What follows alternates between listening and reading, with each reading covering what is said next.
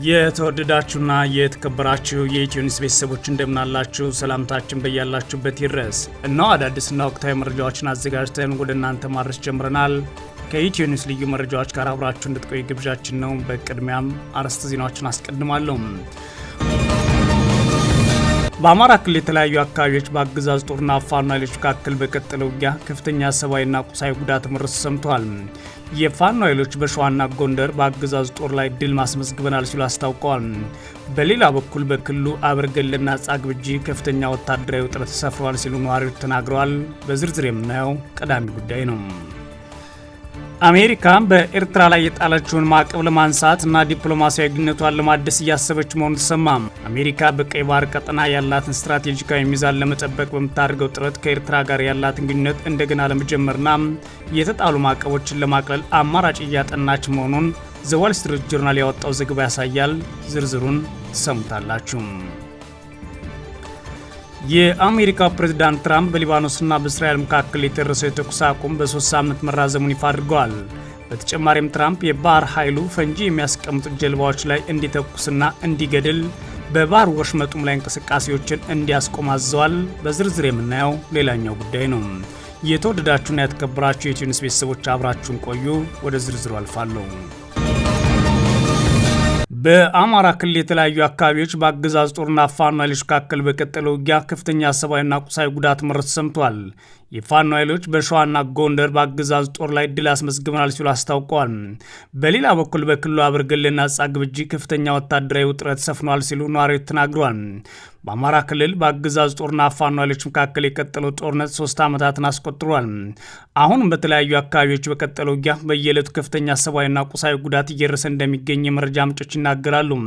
የብልጽግና አገዛዝ የፋኖ ኃይሎችን በ2 ሳምንት ጊዜ ውስጥ እንኳን ትጥቃቸውን ቀበቷቸውን እናስፈቷቸዋለን በሚል የጀመረው ውጊያ በህዝቡ ላይ ከፍተኛ በደል እያደረሰ ይጠፋሉ የተባሉ የፋኖ ኃይሎች ደግሞ የበለጠ ተቋማዊ ጥንካሬ እየሰጡ ባለፉት 3 ዓመታት ቀጥሎ ታይቷል። የፋኖ ኃይሎች ዛሬ በክልሉ በቀጠለው ውጊያ በአገዛዙ ጦር ላይ ድል አስመዝግበናል ሲሉ አስታውቀዋል። ሚያዝያ 15 2018 ዓ.ም በጎንደርና ሸዋ የተለያዩ አካባቢዎች የተደረገ ውጊያ በርካታ የአገዛዙ ጦር አባላት መገደላቸውን የአማራ ፋኖ ብሔራዊ ንቅናቄ ይፋ አድርጓል። በሸዋ ቡልጋ ቀጠና ሜጤ ወንዝ አካባቢ በተደረገ ውጊያ ከመንጃር አቅጣጫ በተሽከርካሪ ጉዞ ላይ የነበረ የአገዛዙ ጦር በፋኖ ኃይሎች ከፍተኛ ጉዳት ደርሶበታል ነው ያለው አፋብን። በዚህም የፋኖ ኃይሎች በቀጠናው የገባውን የአገዛዙ ጦር የግንኙነት መስመሩ እንዲዘጋበት አድርገውታል ተብሏል። በተመሳሳይ በጎንደር ቀጠና በአገዛዙ ጦርና ፋኖ ኃይሎች መካከል በቀጠለው ውጊያ ከፍተኛ ሰብአዊና ቁሳዊ ጉዳትን መዝገቡ ተሰምቷል።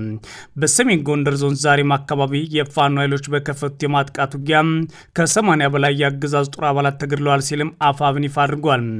የፋኖ ኃይሎች በዛሬማ ከተማና ብስያኔ እንዲሁም አምባራ የተባሉ አካባቢዎች በከፈቱት ውጊያ ነው በአገዛዙ ጦር ላይ ከፍተኛ ሰብአዊና ቁሳዊ ጉዳት ደርሶበታል የተባለው። በዚህ ውጊያ የደረሰው ከፍተኛ ጉዳት ተከትሎ በአካባቢው የነበረው የአገዛዙ ጦር ሲበተን ከ40 በላይ የሚሊሻ አባላት ከአገዛዙ ጥርነፋ ወጥተው የፋኖ ኃይሎችን መቀላቀላቸውም ተሰምተዋል። በሌላ በኩል በክልሉ ዋግምራ ዞን አበርገሌ ወረዳ ባለፈው ሰኞ የአገዛዙ ሚኒሻዎች ከትግራይ ኃይሎችና ራሳቸውን የአገው ዲሞክራሲያዊ ንቅናቄ ብለው ከሚጠሩ ታጣቂዎች ጋር ውጊያ ካደረጉ በኋላ የወረዳው ዋና ከተማ ኒራቅ በታጣቂዎች መያዟን መዘገቡ ይታወሳል። ውጊያውን ተከትሎም የወረዳው የብልጽግና አመራሮችና የመንግስት ሰራተኞች ወደ ሰቆጣ መሸሻቸውን የኢትዮ ኒውስ የመረጃ ምንጮች አክለው ተናግረዋል። በአበርገሌ በተደረገው ውጊያ በርካታ የሚኒሻ አባላት በታጣቂዎች ተይዘው የተወሰዱ ሲሆን የብልጽግና አገዛዝ በኩል ሚያዝያ 14 2018 ዓ.ም በአማራና ትግራይ ክልል አዋሳኝ አካባቢዎች ተከታታይ የድሮን ጥቃቶችን አርሷል ተብሏል። ይህም በአካባቢ ያለው የጸጥታ ሁኔታ የበለጠ ውጥረት ውስጥ አስገብቶታል ያሉት የኢትዮ ኒውስ የመረጃ ምንጮች በአካባቢው የሚንቀሳቀሱ ታጣቂዎች ከአበርገሌ በተጨማሪ ወደ ጻግብጂ ወረዳ እንቅስቃሴ እያደረጉ ይገኛሉ ብለዋል። በአበርገሌና ጻግብጂ የሰፈነው ወታደራዊ ውጥረት ታዲያ የብልጽግና የወረዳ አመራሮችና የመንግስት ሰራተኞች አካባቢውን ጥለው ወደ ዞኑ ከተማ ሰቆጣ እንዲሸሹ አድርጓቸዋል ሲሉም የመረጃ ምንጮች ይናገራሉ።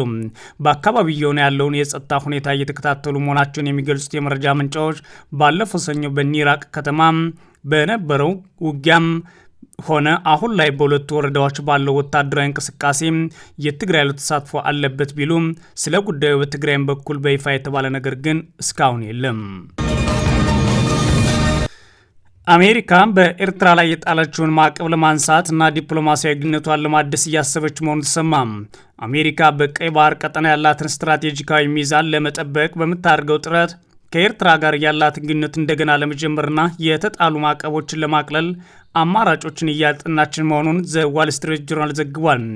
የአሁኑና የቀድሞ ባለስልጣናትን የጠቀሰው ዘገባው በግምገማው ላይ ያለው ይህ ተነሳሽነት ከ1120 ኪሎ ሜትር በላይ የቀይ ባህር ዳርቻን ከምትቆጣጠረውና ለረጅም ጊዜ ከዲፕሎማሲ ተገላ ቆየችው ኤርትራ ጋር የዲፕሎማሲ ግንኙነት ለመጀመር ያለመ ነው። ይህ እርምጃ የታቀደው ዋሽንግተን በኢራንና በቀጠናው አጋሮች አማካኝነት በባህር የንግድ መስመሮች ላይ የሚሰነዘሩ ስጋቶችን ለመግታት በምትጥርበት ወቅት እንደሆነም ተሰምተዋል።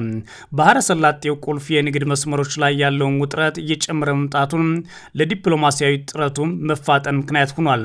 በኢራን የሚደገፉ የየመን ሁቲዎች ቀይ ባህርን ኤደን ባህረ ሰላጤ ጋር የሚያገናኘውን የባብል መንደብን እንዲሁም ሌሎች አካባቢዎችን ጨምሮ በተደጋጋሚ የባህር መተላለፊያ ለማወቅ ደጋግመው ሲያስፈራሩ መቆየታቸው ይጠቀሳል። በሌላ በኩል ቴህራን በሆርሙዝ ወሽመጥ በኩል የሚያልፉ መርከቦችን እንቅስቃሴ መገደቧን ከሰሞኑ የሚወጡ ዜናዎች አሳይተዋል። ታዲያ የኤርትራ መልክዓ ምድራዊ አቀማመጥ ለዓለም አቀፉ ንግድና ለወታደራዊ እንቅስቃሴ ወሳኝ የሆኑ አማራጮች የባህር መስመሮችን ለመጠበቅ ቁልፍ ሚና ሊጫወት እንደሚችል የአሜሪካ ባለስልጣናት ያምናሉ ይላል ዘገባው። ለዚሁ የግንኙነት ጥረት የአሜሪካ የአፍሪካ ጉዳዮች ተወካይ ማሳድ ሎቤዝ ከኤርትራው ፕሬዚዳንት ኢሳያስ አፈወርቂና ከውጭ ጉዳይ ሚኒስትሩ ኦስማን ሳሌህ መሐመድ ጋር መወያየታቸው የተገለጸ ሲሆን ግብጽ በሁለቱ ወገኖች መካከል ያለውን ንግግር በማመቻቸት ረገድ ሚና እየተጫወተች መሆኑ ተጠቅሷል። የአሜሪካ ውጭ ጉዳይ መስሪያ ቤት ከኤርትራ ጋር ያለውን ግንኙነት ለማጠናከር ፍላጎት እንዳለው ቢገልጽም ማዕቀቦቹን ለማንሳት ስላለው እቅድ ግን እስካሁን የተረጋገጠ ነገር የለም። በፕሬዚዳንት ዶናልድ ትራምፕ አሰራር ውስጥ ያለውን ውስጣዊ ውይይት በኢራንና በጋዛ ግጭቶች ምክንያት መዘግየቱ በዘገባው ተመላክቷል። ይሁን እንጂ በዓለም ላይ ካሉ ጨቋኝ ሀገራት መካከል አንዷ ተደርጋ ከምትጠቀሰው ኤርትራ ጋር ግንኙነቱን ወደ መደበኛ ሁኔታ የመለስ እቅድ ትችት እየቀረበበት ነው ይላል ዘገባው። የቀድሞ የአሜሪካ የስለላና የውጭ ጉዳይ መስሪያ ቤት ባለስልጣን ካሜሮን ሁድሰን በተለምዶ ማዕቀብ የምናነሳው አንድ ሀገር ለዛ የሚመጥን ተግባር ሲፈጽም ነው፣ ኤርትራ ግን ይህን አላደረገችም። እንዲያውም በ1993 ጀምሮ የነበረችው ያቺው ወታደራዊና አምባገነን ሀገር ናት።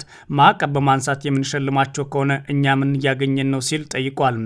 የዋል ስትሪት ጆርናል ዘገባ አክሎ የአሜሪካና የኤርትራ መቀራረብ በአፍሪካ ቀንድ ላይ ሰፊ ተጽዕኖ ሊኖረው እንደሚችል ጠቁሞ በተለይ በኢትዮጵያና በኤርትራ መካከል ያለው ውጥረት ወደ አዲስ ግጭት ሊያመራ ይችላል የሚለውን ስጋት በጨመረበት ወቅት መሆኑ ትኩረት የሚስብና በቀጠናውም አዲስ ክስተት የሚሆን ይሆናል ሲል ሀሳቡን አስፍሯል። ትራምፕ በሊባኖስና በእስራኤል መካከል የተደረሰው የተኩስ አቁም በ3 ሳምንታት መራዘሙን አስታውቀዋል። ትራምፕ የባህር ኃይሉ ፈንጂ የሚያስቀምጡ ጀልባዎች ላይ እንዲተኩስም እና እንዲገድል ማዘዋል ተብሏል። የአሜሪካው ፕሬዝዳንት ዶናልድ ትራምፕ በሊባኖስና በእስራኤል መካከል የተደረሰውን እና የዋሽንግተኑን ስምምነት አቁመው የተኩስ አቁሙ በ3 ሳምንት መራዘሙን አስታውቀዋል። የአሜሪካ ፕሬዝዳንት ዶናልድ ትራምፕ ይህንን ሲያስታውቁ በቀጠናው አዲስ ውጥረት እንዳይከሰት የነበረውን ስጋት ቀርፏል። በሁለቱ ሀገራት መካከል በተደረሰው የተኩስ አቁም ስምምነት ውይይት ላይ ምክትል ፕሬዝዳንት ጄዲ ቫንስ እና የውጭ ጉዳይ ሚኒስትሩ ማርኮ ሩቢዮ መገኘታቸውም ታውቋል። ውይይቱ በጥሩ ሁኔታ ተካሂዷል ያሉት ፕሬዝዳንቱ ዩናይትድ ስቴትስ ሊባኖስን ራሷን ከሂዝቦላ መከላከል እንድችል በጋራ ትሰራለች ብለዋል። የዚህ ታሪካዊ ውይይት ተሳታፊ መሆን ትልቅ ክብር እንደሆነም ተናግረዋል የተባሉት ፕሬዝዳንት ዶናልድ ትራምፕ ወደፊት የእስራኤሉ ጠቅላይ ሚኒስትር ቤንያሚን ኔታንያሁና የሊባኖስ ፕሬዝዳንት ጆሴፍ አውንን ለመቀበል በጉጉት እጠባበቃለሁ ሲሉም ተናግረዋል። ትራምፕ የሊባኖሱ ፕሬዝዳንት ጆሴፍ አውን እና የእስራኤሉ ጠቅላይ ሚኒስትር ቤንያሚን ኔታንያሁ በመጪው ሳምንታት ወደ ዋይት ሀውስ እንደሚመጡ ተናግረው አገራቸው ዘላቂ ሰላም እንደሚመጣም ማደራደር እንደምትፈልግ ገልጸዋል ይላል ቢቢሲ። ስለ ሂዝቦላህ ማሰብ አለባቸው ያሉት ትራምፕ በዛች ሀገር ነገሮችን ለማስተካከል ከሊባኖስ ጋር እንሰራለን ሲሉም ቃል ገብተዋል። አክለውም ኢራን ውስጥ ከምንሰራው ጋራ በአንድ ላይ እንዲሆን ማድረግ አስደናቂ ነገር ይመስለኛል ብለዋል። የኢራን የተኩስ አቁም ተከትሎ በሊባኖስ እስራኤል የከፈተችው ተኩስ እንዲቆም ዓለም ሲጠይቅ የነበረ ሲሆን ትራምፕ ግን ይህን ጉዳይ በተናጥል ያዩታል ተብሎ ሲጠበቁ በጋራ ለማየት መወሰናቸውን ነው አሁን ላይ ይፋ ያደረጉት። የሁለቱ ሀገራት ከፍተኛ ተራዳሪዎች የተኩስ አቁም በመራዘሙ የተሰማቸውን ደስታም ገልጸዋል። በአሜሪካ የሊባኖስ አምባሳደር ናዳ ሐማዴህ ሙማድ በአሜሪካ የእስራኤል አምባሳደር የቼል ሊተር፣ በሊባኖስ የአሜሪካ አምባሳደር ሚሼል ኢሳና በእስራኤል የአሜሪካ አምባሳደር ማይክ ሀካቢ እያንዳንዳቸው ትራምፕ በድርድር ውስጥ ላበረከቱት ሚና አወድሰዋቸዋል። ክቡር ፕሬዚዳንት፣ በእርስዎ መሪነት ኢራን በጣም ተዳክማለች፣ ሄዝቦላን የማዳከምና ሊባኖስን ከወረራ ነጻ የማውጣት እድሉን እውን ነው ያሉት ሌተር እስራኤልና ሊባኖስ ሄዝቦላ ከተባለ ክፉ ተጽዕኖ ለማጽዳት ዓላማቸውን አሳስረዋል ሲሉ ተናግረዋል።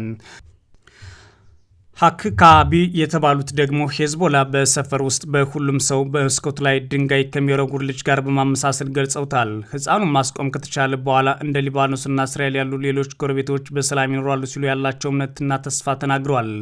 ይህ በእንዲህ እንዳለ የአሜሪካው ፕሬዚዳንት ዶናልድ ትራምፕ በሆርሙዝ ወሽመጥ ፈንጂ የሚያስቀምጥ ማንኛውም ጀልባ ተኩሳችሁ ግደሉ ሲል ለባህር ኃይል ትእዛዝ ሰጥተዋል። የአሜሪካ ባህር ኃይል ማንኛውም ጀልባ ላይ እንዲተኩስና እንዲገድል አዝዣለሁ። ትናንሽ ጀልባዎች ምንም እንኳን በሆርሙዝ የባህር ወሽመጥ ፈንጂዎችን እያስቀመጡ ይሆናል ሲሉ በትሩዝ ሶሻል ጥፋቸው ላይ አስታውቀዋል። ምንም ማመንታት አያስፈልግም ያሉት ትራምፕ የአሜሪካ ፈንጂ አስወጋጅ ወሽመጡ አሁን እያጠሩት ነው ብለዋል። ዶናልድ ትራምፕ የባህር ኃይላቸው ፈንጂ የሚያጠምድ ማንኛውንም የኢራን ጀልባ ላይ ተኩሱና ግደሉ ካሉ በኋላ ኢራናውያን መሪያቸው ማን እንደሆነ ለማወቅ ተቸግረዋል ሲሉ በማህበራዊ ሚዲያ ላይም ጽፈዋል። ትራምፕ በአገሪቱ ውስጥ ወግ አጥባቂና ለዘብተኛ በሆኑ ባለስልጣናት መካከል ፍትጊያ መኖሩን ጨምሮ ተናግረዋል። አሜሪካ የሆርሙዝ ወሽመጥ ሙሉ በሙሉ እየተቆጣጠረች ነው ያሉት ፕሬዚዳንቱ ካለ አሜሪካ ፍቃድ አንድ መርከብ እንዳይገባና እንዳይወጣ አድርገነዋል ሲሉ አስታውቀዋል ይላል ዘገባው። የተወደዳችሁና የተከበራችሁ የኢትዮ ኒውስ ቤተሰቦች መረጃዎቻችን እነዚህ ነበሩ። መልካም ጊዜ እመኛለሁ።